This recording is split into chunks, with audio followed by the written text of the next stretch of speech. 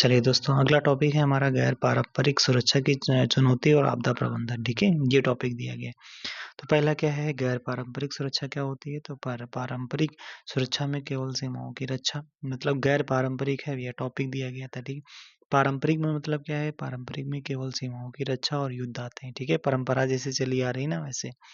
लेकिन गैर पारंपरिक सुरक्षा में निम्न चुनौतियां हो सकती हैं, जैसे आपकी मानवीय सुरक्षा, पर्यावरणीय सुरक्षा, आपदा का प्रभाव। ठीक है, तो मानवीय सुरक्षा में जैसे आपका भूख, बीमारी, प्राकृतिक आपदाओं से बचाव। पर्यावरणीय सुरक्षा ऐसे ग्लोबल वार्मिंग और आपका पारिस्थितिकी असंतुलन। ठीक है, ये आ जाएगा आपका गैर पारंपरिक सुरक्षा। ठीक है, ध्यान रखना, परंपरा से चली आ रही जो वो उनको नहीं लेंगे, यहाँ पर गैर पारंपरिक लेंगे। तो कौन सी हो जाएंगे? जैसे आपका भूख, बीमारी, प्राकृतिक आपदा और आपका ग्लोबल वार्मिंग और पारिस्थितिकी असंतुलन। ठीक है, चलो आगे। आपदा का प्रभाव, अगर एक बड़ी आपदा किसी देश के अर्थव्यवस्था और सामाजिक ढांचे को युद्ध से भी ज़्यादा नुकसान पहुंचाए, भाई बिल्कुल ठीक है। जैसे कोरोना आया था, अर्थव्यवस्था इधर की उधर पहुंचा दी। चलो आगे देख लेते हैं, आपदा न्यूनीकरण प्रमुख रणनीतियाँ कौन सी होती हैं। पहला पहला आपका न्यूनीकरण करने के लिए आपका पहला है ढांचागत उपाय, मतलब भूकंप रोधी भवनों का निर्माण करना। बिल्कुल ठीक है, जैसे स्कूल वगैरह में जाओगे ना सरकारी वाले में, दिख जाएगा आपको, बाढ़ रोकने के लिए तटबंधों या बांधों का निर्माण करना।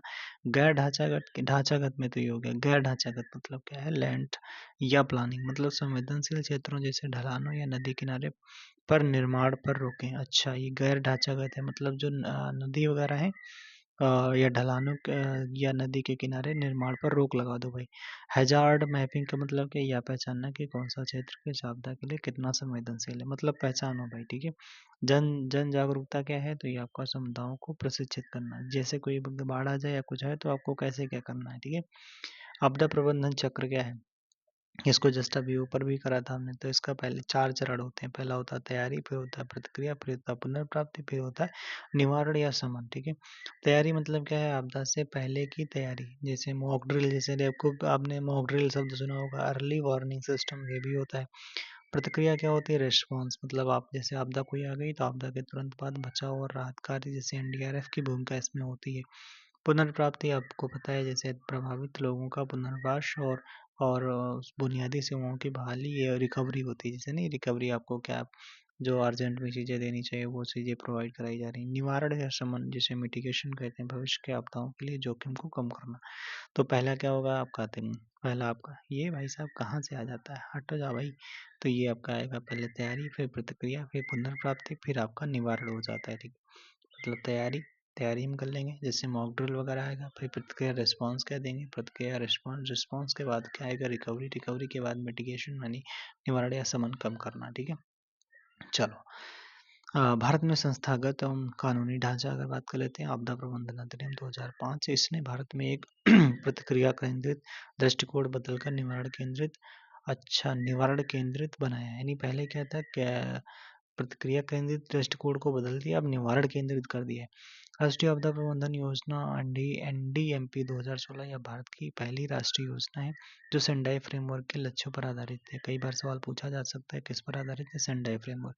सेंडाई फ्रेमवर्क कब से चलेंगे? तो 2015 से 2030 तक चलेंगे। ठीक है, CDRI क्या है? Collisions for disaster resilient instructor. अच्छा, ये क्या है? प्रधानमंत्री मोदी द्वारा शुरू की गई एक वैश्विक पहल है जिसका मुख्यालय आपका नई दिल्ली में हो जाता है। CDRI, इसका मुख्यालय नई दिल्ली में। ठीक है, मोदी द्वारा शुरू करी गई। चलो, चुनौतियां एवं बाधाएं। अत्यधिक जनसंख्या, बिल्कुल भाई दिक्कत हो जाएगी। सघन आबादी के कारण हाथों की संख्या अधिक होती है। जलवायु परिवर्तन, जैसे चक्रवातों और अचानक आने वाली बाढ़ की आवृत्ति बढ़ गई है। फंडिंग की कमी, मतलब अधिकांश बजट राहत पर खर्च होता है। अच्छा, न्यूनीकरण भी पर नहीं। अच्छा, तकनीकी सीमाएं क्या होती हैं? सुदूर ग्रामीण क्षेत्रों में प्रारंभिक चेतावनी का ना पहुंच पाना। अच्छा, कुछ सवाल देख लेते हैं, जैसे आपका सेंडाई फ्रेमवर्क का मुख्य उद्देश्य क्या है जो 15 से 30 तक चलेगा? आपदा जोखिमों को कम करना और जीवन संपत्ति के नुकसान को न्यूनतम करना। हिमालयी क्षेत्र में भूस्खलन की बढ़ती घटनाओं के मुख्य कारण क्या है? एक हो जाता है अनियंत्रित निर्माण और वनों की कटाई और नाजुक भूगर्भीय संरचना। ठीक है, प्रथम सुनामी सुनामी केंद्र कहाँ पर स्थित है? तो इनक्वाइस जो हो जाता है, इसी को आपका आपदा प्रबंधन जो नहीं सॉरी सुभाष चंद्र बोस आपदा प्रबंधन अवार्ड तो भी दिया गया है। ठीक है, 2024 वाला दिया गया। ठीक है, आपदा प्रबंधन में एनडीआरएफ का गठन कब हुआ? 2006 में। अधिनियम कौन सा? 2005 के अधिनियम से हुआ। गैर पारंपरिक सुरक्षा खतरों में प्रमुख क्या है? तो ये हो जाता है जलवायु परिवर्तन और उससे उत्पन्न आपदाएं। ठीक है, गैर पारंपरिक सुरक्षा खतरों में कुछ महत्वपूर्ण अपडेट देख लेते हैं। जैसे आपका है glacier lake outburst floods. ये क्या है? सरकार ने हिमालयी राज्यों के लिए एक नया अर्ली वार्निंग सिस्टम शुरू करा है। कौन सा? Glacier lake outburst floods. ठीक है, जिसे आपका ग्लोफ कहा गया, GLOF। ठीक है, अच्छा। हीट वेव 2025 में भारत के कई राज्यों ने हीट वेव को राज्य विशिष्ट आपदा घोषित किया है ताकि मुआवजे की राशि दी जा सके। ठीक है, हीट वेव 2025 याद रखना। AI drive in early warning मतलब क्या है? गूगल और इसरो ने बाढ़ की भविष्यवाणी के लिए हाथ मिलाया है। किसने? गूगल और इसरो ने मिलाया है। ठीक है, किसके लिए? ड्राइव इन ड्राइव इन मतलब बाढ़ के लिए, सॉरी, बाढ़ के लिए। अच्छा, हाथ मिलाया है। ठीक है, हाथ मिलाया है। चलो भाई आगे। तो फिर मिले नेक्स्ट वीडियो में। कैसा लगा वीडियो कमेंट बॉक्स में जरूर बताइएगा। लाइक वगैरह कर देना, वीडियो को शेयर कर देना, कुछ कमेंट अच्छा सा कर देना।